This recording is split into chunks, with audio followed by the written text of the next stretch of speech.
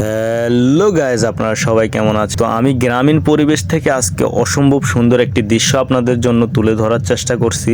সেটা হচ্ছে মাছ ধরার দৃশ্য। ইতিমধ্যেই দেখতেছেন যে আমি কি নিয়ে ভিডিও বানাচ্ছি, আজকে আপনারা বুঝে গিয়েছেন। এটা আমাদের ছোটবেলার অনেক স্মৃতি, এটাতে আমাদের অনেক স্মৃতি জড়িয়ে আছে যে ছোটবেলায় মাছ ধরা দেখতে আমাদের অনেক ভালো লাগতো।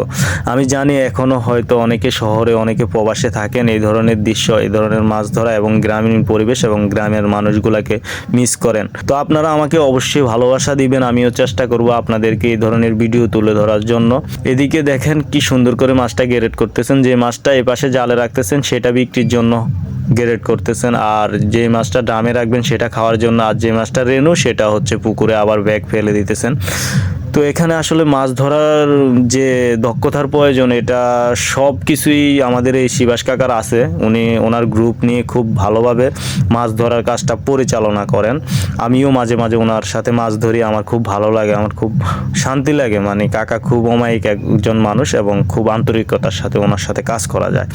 এদিকে দেখেন মাছগুলো যে তুলে আনছে, অসম্ভব সুন্দর মাছ, অসম্ভব সুন্দর মাছ। এখানে আছে রুই মাছ আর কালাবাউস মাছ, আর কিছুই দেখা যাচ্ছে না, একটা ছোট কার্পু। আর এটা নাকি হচ্ছে রাজা এই পুকুরের, আর কি এই পুকুরের জন্য আর কি এটা রাজা। এই পুকুরে হচ্ছে এই মাছটা উনি অনেক দিন রাখছেন, রাখার পরে এত বড় করছেন। আসলে বিগ সাইজ, এটা হয়তো ভিডিওতে বোঝা যাচ্ছে না, কিন্তু এটা বিগ সাইজের একটা কার্পু মাছ। এদিকে আমার দাদা খুব হাস্য উজ্জ্বল, খুব ভালো একজন মানুষ, খুব রসিক একজন মানুষ এবং খুব মেধাবী এবং বুদ্ধিমান একজন মানুষ।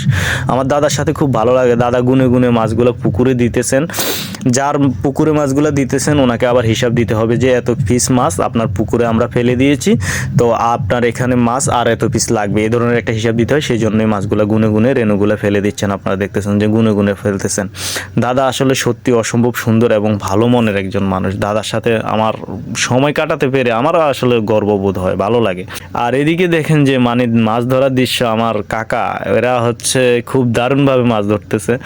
সবাই মিলে আমিও মাঝে মাঝে ধরি, আমারও খুব ভালো লাগে, খুব শান্তি লাগে। মানে কাজ ভাই, কাজ ভাই, অলওয়েজ কাজ ভাই। আমাদেরকে আপনারা অনেক সময় অনেক ধরনের কথা বলে থাকেন, ওগুলো বলবেন না। কাজ অলওয়েজ কাজ, কাজ করতে হবে, কর্ম করতে হবে, খেতে হবে। কিন্তু মাছ ধরার বিষয়টা আলাদা। মাছ ধরার জন্য যে একটা আনন্দের অনুভূতি, যারা ধরে তাদের চেয়েও মানে যারা পারে বসে দেখে তারা বেশি আনন্দ পায়। তো শীতকালীন মাছ ধরা জানেন যে কতটা কষ্টের ব্যাপার, তারপরেও এটাকে কষ্ট মনে হয় না, কারণ কাজ করতে পেরে নিজেকে ভালো লাগে, কাজ করতে পারলে নিজের কাছেও শান্তি লাগে। আর এদিকে দেখেন যে মানে আমরা গ্রামের মানুষ এবং গ্রামীণ পরিবেশে কিভাবে এত সুন্দরভাবে আমরা বসবাস করি আপনাদেরকে দেখানোর চেষ্টা করছি। আর ওইদিকে দেখছেন আমাদের মন্নান কাকা, হ্যাঁ ওয়াও।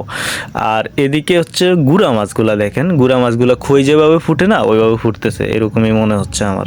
মানে খই যেভাবে ফুটে সেইভাবেই ফুটতেছে মাছগুলা টুং টুং করে। আর এদিকে হচ্ছে বড় মাছ, মানে বিগ সাইজের মাছগুলা।